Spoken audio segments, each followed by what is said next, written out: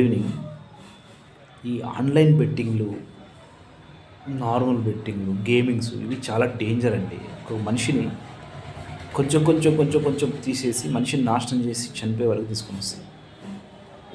ఎవ్వరు చేయకండి అట్లా. ఈరోజు మార్నింగ్ ఒక న్యూస్ చూశాను. బెట్టింగ్ వాళ్ళు బెదిరిస్తున్నారని చెప్పేసి ఒకతను సూసైడ్ చేసుకున్నాడని చెప్పేసి. చావు ఎప్పుడు పరిష్కారం కాదండి. ఖచ్చితంగా సమాధానం దొరుకుతుంది. కానీ నీ ప్రశ్నను కరెక్ట్గా చెప్తే, సరైన వాళ్ళకి చెప్తే, సరైన వాళ్ళని సలహా అడిగితే, ఏ పోలీస్ స్టేషన్కైనా వెళ్ళు, ఖచ్చితంగా సహాయం దొరుకుతుంది. కానీ ఒక్కొక్కసారి ఏదైనా సందర్భంలో బిజీగా ఉండడమో ఇతరత్ర ఏదైనా ఉంటే టైం చూసుకొని మన సమస్యను కరెక్ట్గా చెప్తే ఖచ్చితంగా సమాధానం దొరుకుతుంది.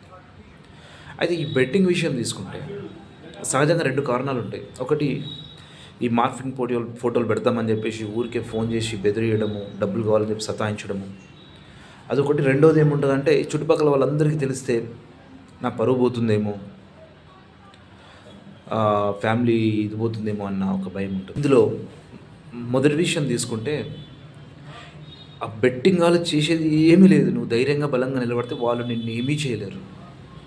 నువ్వు బలంగా సమాధానం చెప్పాలి, భయపడకూడదు. నువ్వు టేకే సపోర్ట్, ఒక లోకల్ పోలీస్ స్టేషన్ సపోర్ట్ తీసుకో. కొంతమంది అంటారు పోలీస్ వాళ్ళు సపోర్ట్ చేయరు, అది ఇదని కొంతమంది మాట్లాడుతుంటారు. That is not fact. ఖచ్చితంగా ప్రతి పోలీస్ స్టేషన్లో సపోర్ట్ చేసే వాళ్ళు ఉంటారు.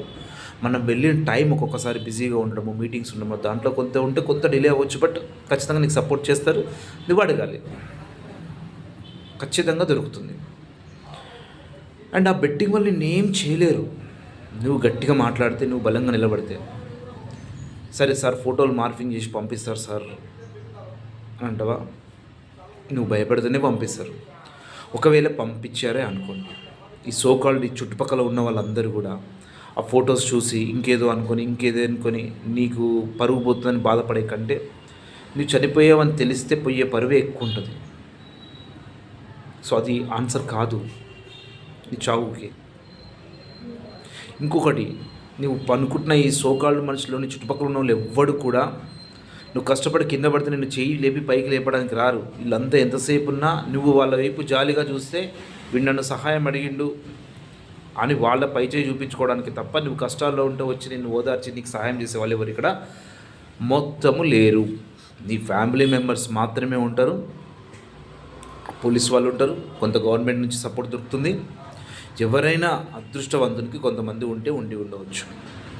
కానీ నువ్వు అనుకునే సోకాల్డ్ మనుషులందరూ కూడా నీకు సహాయం చేయడానికి రారు. మరి సొల్యూషన్ ఎట్లా? ఏం లేదు, ఒకటే, వాళ్ళు ఎంత ఫోన్ చేసినా భయపడద్దు. ఏంది ఇప్పుడు అని అలా. సో వాట్, మార్ఫింగ్ ఫోటోలు పెడతావా? పెడితే నేను నీ దగ్గరికి వస్తాను చెప్పి రివర్సల్ చెప్పాలా? పోలీస్ స్టేషన్కి రావాలా? కంప్లైంట్ ఇవ్వాలా? నువ్వు చనిపోదాం అనుకుంటున్నావు కదా. చనిపోదాం అనుకున్నంత ధైర్యమే నీకున్నప్పుడు వాళ్ళని ట్రాక్ చేయడానికి ఎందుకు ఉండదు? ఆ లోకల్లో కానిస్టేబుల్ వాళ్ళు ఉంటారు, వాళ్ళ హెల్ప్ తీసుకోవాలా? ఎస్ఐ గారు, సిఐ గారు ఉంటారు, వాళ్ళ హెల్ప్ తీసుకోవాలా?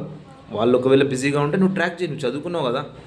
ఫోన్లో బెట్టింగ్ ఆడేదంత తెలివి నీకున్నప్పుడు, పైసలు వచ్చేది పోయేది నీకు తెలివి నీకున్నప్పుడు, వాళ్ళని ట్రాక్ చేసి తెలివి ఎందుకు ఉండదు? ఒక్క 6 నెలలు టైం పెట్టి నువ్వు ట్రేస్ అవుట్ చేయి. ఇంకా ఉత్తమం ఏంటంటే, ఇంకా కొంచెం మంచిగా చదువుకొని ప్రిపేర్ అయ్యి ఒక జాబ్ తెచ్చుకో, ఒక పోలీస్కా. కానీ చనిపోవడం ఏంది? చనిపోవడం అనేది తప్పు.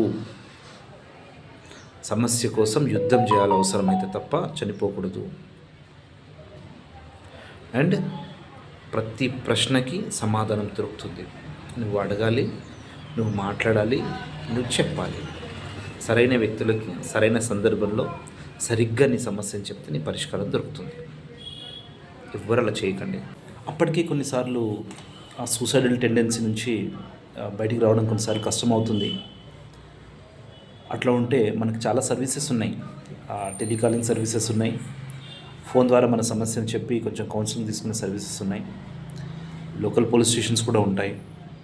యూటిలైజ్ ద సర్వీసెస్ తీసుకొని, బట్ చనిపోవడం మాత్రం తప్పు. అలాంటివి చేయకండి.